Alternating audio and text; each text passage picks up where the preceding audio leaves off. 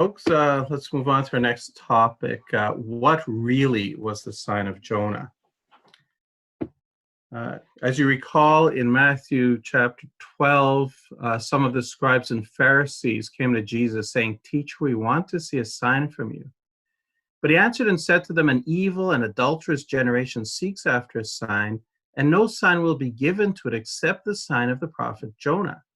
For as Jonah was 3 days and 3 nights in the belly of the great fish, so will the Son of Man be 3 days and 3 nights in the heart of the earth." In Matthew 12, this is the scribes and Pharisees asking for a sign. And again, the Pharisees and Sadducees come asking for a sign in Matthew 16. And Jesus again says, "A wicked and adulterous generation seeks after a sign, and no sign shall be given to it except the sign of the prophet Jonah." And there's another reference, the sign of Jonah, in Luke chapter 16. The crowds are gathering together. Jesus again accuses them of being an evil generation. It seeks a sign, and no sign will be given to it except the sign of Jonah the prophet. For as Jonah became a sign to the Ninevites, so also the Son of Man will be to this generation. Now, the most detailed account is the one in Matthew 12. Luke adds the information that the Son of Man will be a sign to this generation as Jonah was to the Ninevites. And that's significant. But this one is the most detailed one in Matthew chapter 12, 38. We'll start with it. Here it is in Greek. And this passage has been a focal point of attack for skeptics for a long time. For example, Sheikh Ahmed Deedat, who used to be the world's leading Muslim apologist and debater against Christians, focuses his attack on two things. And one of them is this, the tres hemorrhaskai tres nuktas. Okay? 3 days and 3 nights. For as Jonah was 3 days and 3 nights in the belly of the great fish, so will the Son of Man be 3 days and 3 nights in the heart of the earth. And Deedat and other skeptics charge that if Jesus died on Friday and rose on Sunday, then he was not, in fact, in the heart of the earth 3 days and 3 nights. According to Deedat and these skeptics, 3 and 3, 3 days, 3 nights, should be a total of 72 hours. And he says it really wasn't. Responding to him, Christian apologist and Islam expert John Gilchrist pointed out in agreement that there's the likeness is the period of time. They should have an equivalent period of internment, Jonah in the fish, Jesus in the heart of the earth. That's the only likeness. He said it's the only point Jesus was making by pointing to the sign of Jonah is that will be 3 days and 3 nights. But that, according to Deedat, is the problem. Was he really 3 days and 3 nights in the tomb? Well, he will say, look, if Friday he's placed in the tomb just before sunset, so no days in Friday, just the one night that starts at sunset. And Saturday he's supposed to be in the tomb, so there's 1 day and 1 night there. Sunday his body is missing before sunrise, so no day, no night. So the grand total, says Deedat, is 1 day and 2 nights. Okay? And secondly, you see he failed to fulfill the time factor. This is not 3 days and 3 nights. We must not forget that the Gospels are explicit in telling us that it was before sunrise on Sunday morning. So there you go, 1 day, 2 nights. Now, on this last point, Deedat has made an error of his own here. He says that it was before sunrise that the body was missing. He hasn't read carefully. If you look at the various accounts, that John 20, verse 1 tells us that Mary Magdalene went to the tomb early while it was still dark. Matthew tells us it was beginning to dawn as they came to see the tomb. And then Mark tells us they came to the tomb when the sun had risen. So they leave their residence while it's still dark. Sunset is just beginning to dawn. This is the first moment of the day for them. They leave. By the time they get to the tomb, the sun had risen. So very simple. So Jesus does not say that Jesus rose before the sun had risen on that day. So it's an error on Deedat's part. However, it doesn't subtract from the challenge he's bringing, because if we now add a day to Sunday, we have 2 days and 2 nights. It's still not 3 days and 3 nights, is it? Does Dedad have a point here? It's not 3 days, 3 nights. Well, how do evangelicals usually respond to this? It's as Gilchrist puts it here, Dedad overlooks the fact that there was a big difference between Hebrew speech in the first century and English speak in the 20th century. In those times, 2,000 years ago, the Jews counted any part of a day as a whole day when computing any consecutive periods of time. He will go on to say, therefore, that 3 days and 3 nights in Jewish terminology did not necessarily imply a full period of 3 actual days and 3 actual nights, but simply a colloquialism used to cover any part of the first and third days. Where does this idea come from? In Tractate Shabbat, we read, how much is the space of an ona? Rabbi Yochanan says either a day or a night. But in the Jerusalem Talmud, we read, Rabbi Akiba fixed a day for an ona and a night for an ona, but the tradition is that Rabbi Eliezer ben Azariah said a day and a night make an ona, and any part of an ona is as the whole. And Rabbi Ismail computeth a part of the ona for the whole. So there was some debate on how to count a day and a night, and some of them would say, well, an ona is either one day or it's one night. But there are others who said that a day and a night together makes one ona, this period of time, and any part of it counts as the whole. That was the opinion of Eliezer ben Azariah, and he was a first century rabbi. So you can see that Gilchrist is correct that Jews did see it this way in Jesus' time. But do we have to rely on external tradition? Or do we see the same thing in the Bible itself? Well, actually, there are several examples. One here, Solomon has died, Rehoboam becomes the new king, Jeroboam comes with the people asking for some reforms, and Rehoboam says to them, depart for 3 days, then come back to me. And when do they come back? The third day. Okay? 3 days is equated to the third day. And it's actually endorsed by the word of God, because when he said, depart from me for 3 days, and the word of God says that coming back the third day was as the king had directed, saying, come back to me the third day. So according to the word of God, saying, depart for 3 days, then come back is the same thing as saying, come back to me the third day. So there we have it in the word of God. Here's another example from the book of Esther. She has to intercede at Mordecai's behest, and so she's going to start a fast that's to last for 3 days and 3 nights. And after that, she will go to the king. Well, when does she go to the king? On the third day. So once again, 3 days, night and day, is equated to third day. And here it's particularly significant because as you see up there in the first underlined yellow and the Hebrew at the bottom, Shleshet Yamim Laila V'Yom, it actually specifies 3 days, night and day. So 3 days, night and day are equated to the third day. Okay? How do we get that? How can we equate 3 days, night and day, to the third day? Let's do some math. Here's Genesis 1, chapter 1, verses 3 to 5. Then God said, let there be light, and there was light. And God saw the light that it was good, and God divided the light from the darkness. God called the light day, and the darkness he called night. So the evening and the morning were the first day. So what do we see here? First, God called the light day. And that means day means a period of light. That's God's definition. And then we see the darkness he called night. And night, therefore, by his definition, is a period of darkness. Okay?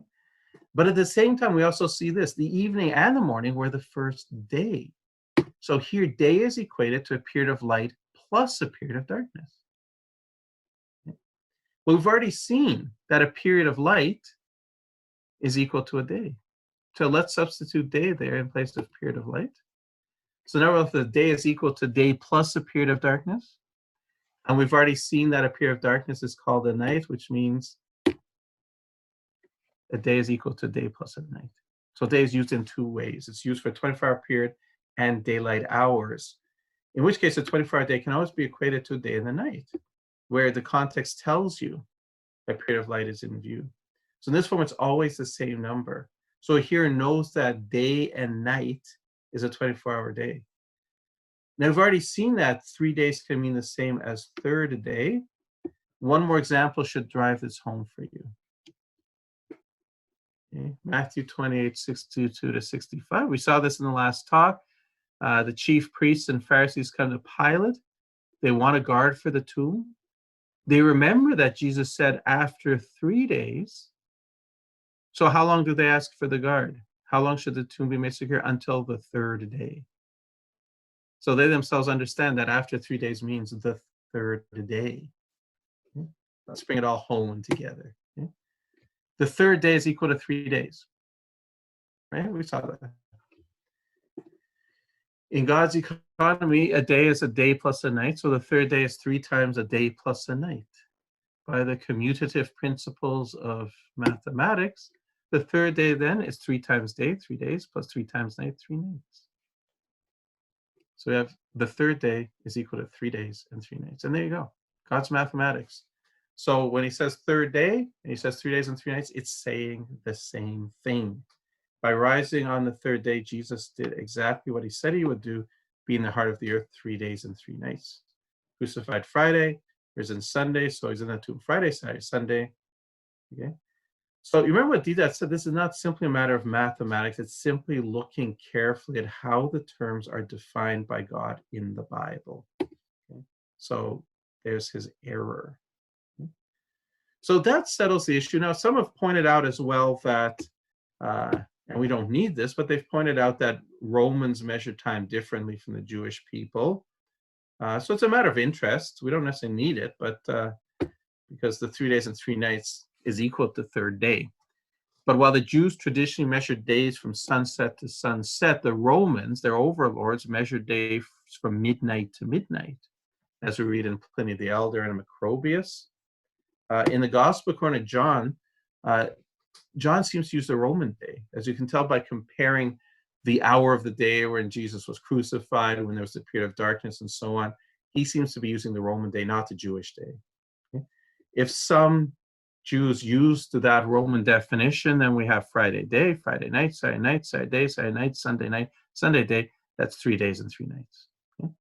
So this is another solution to Didat's challenge. We don't need it, but it's there. Okay? Now, Didat raised another objection, and this we need to look at because this has sort of become more important. And it becomes more important because it's actually kind of made some Muslim apologists back off that original challenge, because they consider that Jesus' prophecy actually supports their view. Okay? Didat asks, when Jonah was thrown overboard, was he dead or alive? Any Christian child who has attended Sunday school will give an immediate answer, alive. Was he dead or alive when swallowed? The answer again is alive. Was he dead or alive when Jonah prayed unto the Lord his God out of the fish's belly? He was alive. So for the 3 days and nights the fish takes him around the ocean, dead or alive? He's alive. On the third day it vomits on the seashore, dead or alive? Alive, of course.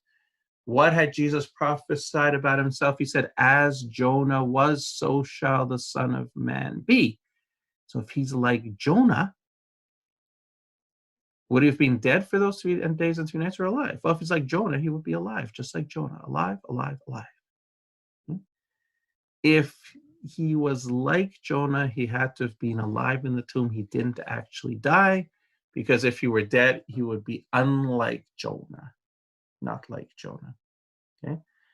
That's Didat's challenge. I've already seen how Gilchrist would answer this, and that's what we usually do, is to claim that the parallel between Jonah and Jesus, that Jesus intended had nothing to do with the state of being in the fish. The only point of contact was how long. Okay? Muslims will focus on this, like like Deedat did. This is the Ahmadiyya community. Jesus going alive into the belly of the fish in the heart of the earth and coming out alive had to be the parallel. If Jesus did not enter the heart of the earth and come out alive, where's the resemblance? Jesus referenced the sign of Jonah simply means that he would not die on the cross. Therefore, there's every reason to believe that the swoon theory is not based on a wrong hypothesis. From Al-Islam, the official website of the Ahmadiyya Muslim community. And now understand, the Ahmadiyya believed in the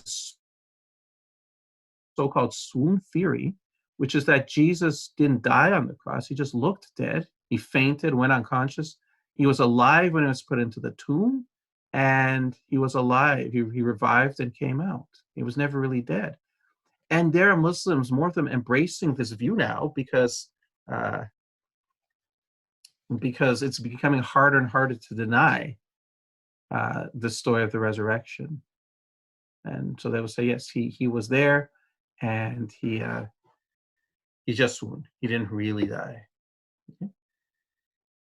Even Shabir Ali, in the debate I had with him in January, he was going that route. He was trying to embrace this swoon theory. So this is what they will say. It is an accepted fact in Christian commentaries that Jonah was kept miraculously alive during the time he was in the stomach of the fish, and no time throughout his ordeal did he die. This is what Gilchrist says, and then he will say that this is Deedat's claim that he ought to have been alive in the tomb. Well, this is what Deedat misses, according to Gilchrist. The only likeness between him and Jonah would be in the period of time they reached to undergo an interment. When Jesus' statement is read as a whole, it is quite clear that the likeness is confined to the time factor. One cannot stretch this further, as Deedat does, to say that Jonah was alive in the fish, so Jesus would be alive in the tomb. Jesus did not say this. Okay? So that's it. Jesus said the only sign the evil and adulterous generation would get is the sign of Jonah, which means he'd be in the tomb for 3 days and 3 nights, as Jonah was in the belly of the great fish, 3 days and 3 nights, neat and simple. No? And yet something seems to be not quite right. If all Jesus wanted to draw attention to was the spirit of was the period of time, why appeal to Jonah at all?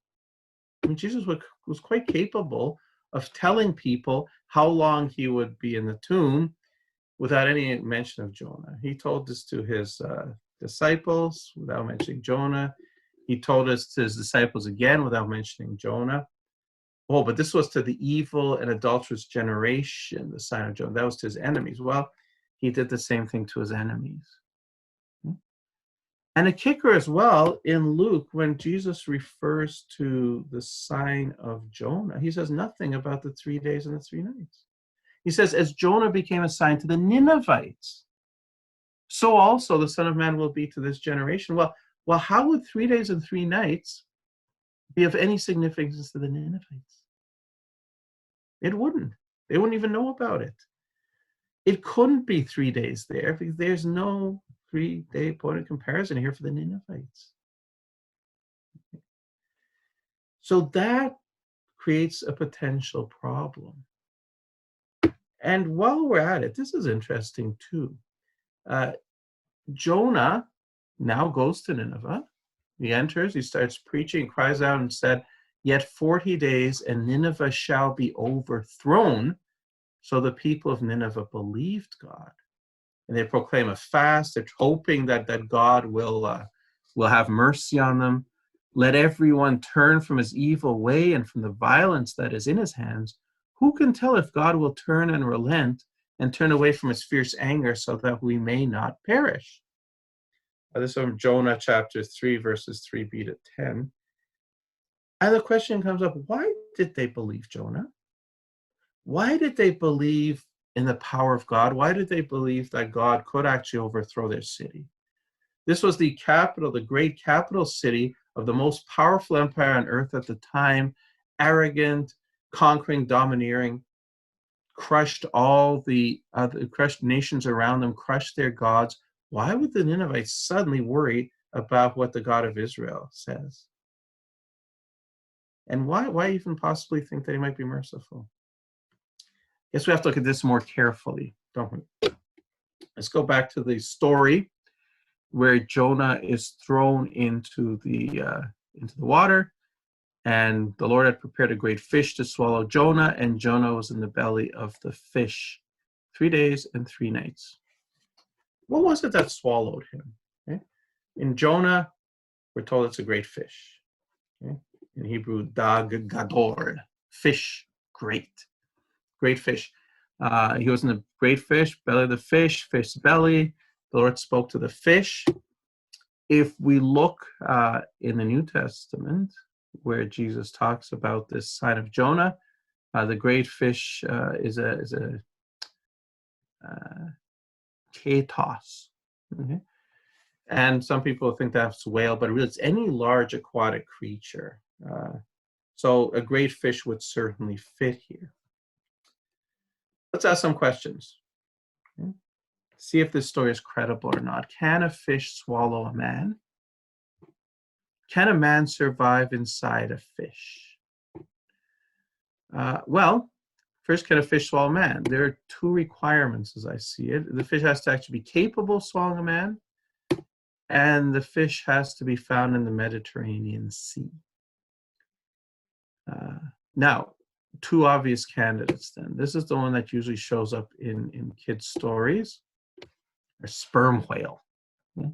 There are larger whales than this one, but they're baleen whales. So their mouth is covered by almost like a sponge-like grit, so person can't even get into it.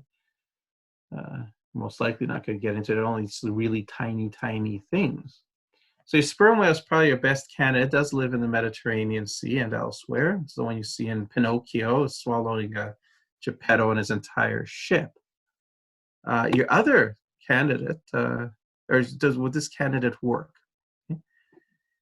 Most whales don't have big enough throats to swallow a man whole. One whale that does have a big enough esophagus is the sperm whale. Large sperm whales have esophaguses that measure as large as 50 centimeters or roughly 1.5 feet wide. And as we said, they can be found in the Mediterranean. And sperm whales don't have to chew their food. They can move it into their stomachs by peristaltic or muscle action, so they can swallow their prey whole. Okay? This information we have from this source. So this guy would seem to be on the table, the sperm whale. Often you'll have people suggesting that it was a whale shark, also a very large fish, the largest fish there is, in fact. And it's got a really big mouth there, right? It's chasing that diver. Maybe he's actually going to swallow the diver. No. The mouth is huge, but the esophagus, the throat, inside the throat is about the size of $0.25. It could not swallow something the size of a man or even something the size of a dog. Leaves us with one other obvious candidate, and that is Jaws, the great white shark. Jaws could do it. Okay? Great white sharks have been fished up, and when they're cut open, they have found creatures inside the stomach that were swallowed whole and that were larger than humans. So if it can swallow them whole, it could certainly swallow a person whole. And yes, there are great white sharks found in the Mediterranean. One other candidate, this is a vague possibility, your Carcharodon megalodon, much bigger than a great white shark. Okay? But they're supposedly prehistoric and now extinct, so that kind of takes it off the table. Although every once in a while, there's a bit of tantalizing evidence that they might possibly still be around in the depths. And certainly in Jonah's time, going back another 2,700 plus years in the past, maybe. Okay? And if it was a megalodon, this is what it would look like. Okay? But again, just speculation. So our questions: can a fish swallow a man? Can a man survive inside a fish? Well, he can certainly swallow a man. Answer to that is yes. Okay? Now, can he survive inside a fish?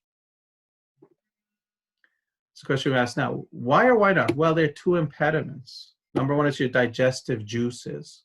Okay? Wouldn't the person be digested while he's in there? And the second would be suffocation. Where would we get the air to breathe? Now, it could all be, every aspect of this could be a miracle, and that would settle it there. Okay? But the suggestion, for example, from Russell Grigg of CMI, he says, what the text says is that God had prepared a great fish to swallow Jonah.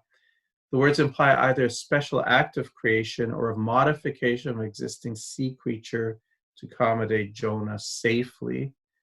Unfortunately, that's not the case. The word there for prepare, mana, is not an unusual Hebrew word. Usually it means to number or reckon or appoint. It's only used 4 times to mean prepare, twice in Daniel 1, where it talks about the food, that special food that was being prepared for the vegetables being prepared for Daniel's friends. So there's no indication of a miracle then. Doesn't mean it couldn't have been a miracle, but is a miracle needed? Well, there are stories, sometimes from apologists, saying that, talking about a person being swallowed by a whale, that famous story of Barclay in 1896, but they seem to be urban legends. Attempts to find any actual historical documentation for these stories, they're just not there. Okay? Again, doesn't mean it's not possible. It doesn't mean we should stop talking about this. These supposed examples. They're not documented. Okay, so the digestive juices, the suffocation. Is the digestive juices a problem? Well, if it's a whale, it is. Okay? Whales are mammals with digestive systems similar to those of humans. Think of all the digestive juices, hydrochloric acids, and so on. A whale's stomach would be no place for a human to spend 3 days, not to live and tell about it. But the interesting thing about sharks, they have a very peculiar characteristic, a delayed digestion. They are able to actually to park away their prey if they don't need the food value right now, park it away and not digest it, and a week later start digesting it. Okay? So that means if this was our culprit, the digestion wouldn't have been a problem. Or this one. So the digestive juices, are these 2 impediments? Not a problem. Mm-hmm. What about the second one? What about suffocation? Okay. Could someone survive 3 days and 3 nights in a fish belly? There are fish that go to the surface and gulp down air into their lungs, like the lungfish, but there's no explanation for how air might have been transferred to the stomach. How Jonah might have found air to breathe inside the stomach is another question, an unanswered one. There's no known explanation for how such air could be transferred to the fish's stomach. So that's not a problem, but the suffocation is insurmountable by any naturalistic means. That means that if Jonah stayed alive inside the great fish for 3 days and 3 nights, it would require a miraculous act by God, at least to supply him with air. Okay? So the whole thing must have been a miracle from start to finish. Okay? And that's certainly possible. God has no trouble doing miracles. But there's another explanation, and I think based on the text that this is the right one, and it is this. Jonah didn't survive inside the great fish. He was not alive inside the great fish. In fact, he was dead before the great fish swallowed him. Okay? Why do we think that he stayed alive for the whole time? Well, there's only one reason, and that is chapter 2, verse 1. Then Jonah prayed to the Lord his God from his fish's belly. And then after that, the Lord spoke to the fish and then vomited Jonah onto dry land. Well, obviously then he's alive at this point. But when is this? Okay. The prayer that he makes will take maybe 25 seconds, and he's immediately vomited onto dry land where survival is not an issue. So certainly this is at the very, very end of the 3 days and 3 nights. But what about before that? He's alive at the very end, just before he comes out of the fish. What about before that? Do we just assume that he was alive? Well, let's take a close look at his prayer and see if we can discern the answer. Okay, here's his prayer. what's the first thing we notice about the prayer? Some key indicators. The first, he says, out of the belly of Sheol I cried. What is Sheol? What is Sheol? Sheol is the abode of the spirits of the dead. Okay? We see that over and over again in the Old Testament. You have said in your heart, I will ascend into heaven, yet you shall be brought down to Sheol, the lowest depths of the pit. We have made a covenant with death, and with Sheol we are in agreement. Isaiah 38:10, I said, in the prime of my life, I shall go to the gates of Sheol. I am deprived of the remainder of my years. Okay? No question about Sheol. You go through the whole Old Testament, that's what you'll see. It is the abode of the spirits of the dead. When you die, your body stays in the tomb, your spirit goes to Sheol. Okay? So when Jonah says, out of the belly of Sheol I cried, where was he? Where was his spirit? Was his spirit in Sheol? Does that mean he was dead? Well, maybe it's just a metaphor, right? Maybe. I'm not sure we should take it as a metaphor instead of actually, but there's more. Okay? The deep closed around me. Weeds were wrapped around my head. I went down to the moorings of the mountains. Combined, what do these three things sound like? Well, let's look at where Jonah had been. Okay? There you go. There's the map of the Mediterranean. There's Nineveh at the right side there. That's where he was commanded to go. There's Joppa. Basically, he's out of Israel. He just goes straight to the seashore instead of heading to Nineveh. And he gets on a boat heading to Tarshish. Tarshish is in Spain. And it was the end of the known world at that time for most of the people. So basically, he's getting as far away from Nineveh as he can. He really doesn't want to preach. But he's on the Mediterranean, and he gets tossed in a storm. Now, is the Mediterranean deep? Yes. Here's your depth profile of the Mediterranean Sea. You can see it's very, very deep. Just about everywhere. Average about 4,900 feet. So almost a mile deep. And then if you look at the cross section from the side, this is what it looks like. What you see, there's a whole bunch of mountains. If you're going down to the moorings of the mountains, you're going far below a depth at which a human can survive. Yeah. The free diving record without any kind of artificial aids is 100 meters. With artificial aids, it's about 700 meters. Okay? But Jonah went down to the moorings of the mountains before he was swallowed. Could he possibly have been alive that deep in the Mediterranean? We could also mention, by the way, nobody could go down that deep. So how did the people of Israel, how did the Bible know that mountains have moorings, that there are mountains in the bottom of the sea? Okay? Some pretty advanced knowledge there. Okay, so this sounds to me like a drowning victim sinking to the bottom of the sea. The deep closed around him, he's going down, weeds are getting wrapped around my head as he's going down, and he just sinks all the way down to the bottom. And then the earth with its bars closed behind me forever. Here too, the picture is Jonah leaving the land of the living for what should be forever. But the kicker in all this is here. You have brought up my life from the pit, O Lord, my God. This is perhaps the most significant. What is the pit?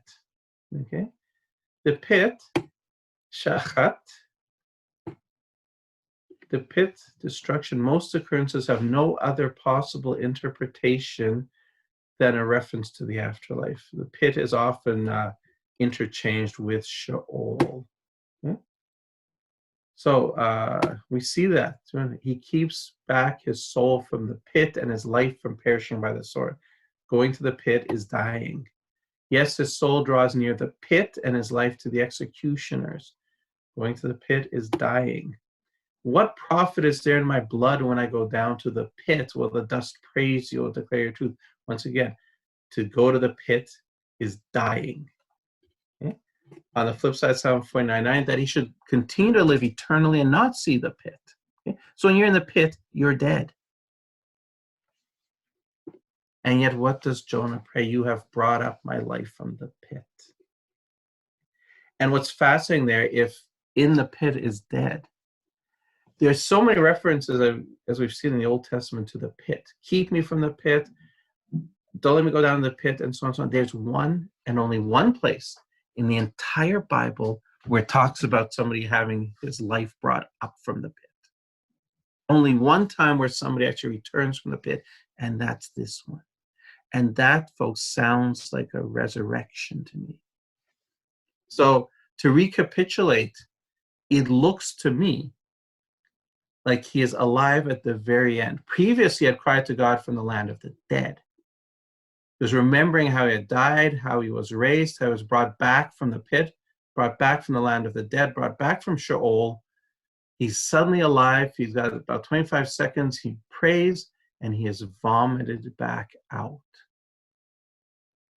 What a parallel to Jesus, who was dead before he went into the tomb, who was dead for 3 days and 3 nights, who was resurrected miraculously inside the tomb and then came out. Some of those questions that we had also suddenly have answers. Why did the Ninevites believe God? Why did that arrogant superpower repent just because one guy showed up? But what if the steward reached them? What if those sailors had told what happened to Jonah? How he was thrown into the center of the ocean in a storm, and the storm stilled, and this guy sank, never to return. And yet here he is. Maybe that would convince them of the power of God. And perhaps if they're really, really, really thinking, Jonah was brought back, God had mercy on him. God turned back the destruction. Maybe that's why they listened to Jonah. That's how he was a sign to the Ninevites. It had nothing to do with 3 days and 3 nights, which wouldn't have meant anything to them. It was the fact that he was a man back from the dead. Okay? Now, suddenly, this becomes much more meaningful. Jesus maybe meant a lot more than just the 3 days and the 3 nights. He was a sign, just as Jonah had been a sign to the Ninevites. What would that mean? Okay, let's look at the parallels. Okay, out of the belly of Sheol I cried, you have brought up my life from the pit. That's Jonah. What about Jesus? You will not leave my soul in Sheol, no, nor will you allow your Holy One to see corruption. Psalm 16. The fulfillment of that quoted by the Peter in Acts chapter 2. For you will not leave my soul in Hades. That's the Greek equivalent of Sheol. He, foreseeing this, spoke concerning the resurrection of the Christ, that his soul was not left in Hades. Okay? He was there. He was brought back. So look at the parallels, folks. Jonah died. Jesus died. Jonah's body was interred in the fish's belly. Jesus was interred in the tomb. Jonah was resurrected on the 3rd day. Jesus was resurrected on the 3rd day. A supernatural act released Jonah. A supernatural act released Jesus. And of course, both became signs to the people. So much better than just, yeah, he was alive the whole time, and all that matters is the 3 days and 3 nights. Ironically, Didat is right about this one thing. If Jonah was alive for 3 days and 3 nights, then Jesus also ought to have been alive. He was dead. Well, yes, so was Jesus. So was Jonah. Here, I think Gilchrist is wrong. There's nothing in the text to suggest that the likeness was confined to the time factor. It doesn't seem to be confined to that, and it wouldn't mean much if that's all that were in view. Okay? If Jonah were alive, but he was dead. So exactly like Jonah, so Didat has actually helped prove the case for Christ. What really was the sign of Jonah? Empty fish, empty tomb. The death and resurrection of Jesus prefigured, and not just the length of the stay in the tomb. That, folks, is what the sign of Jonah really is.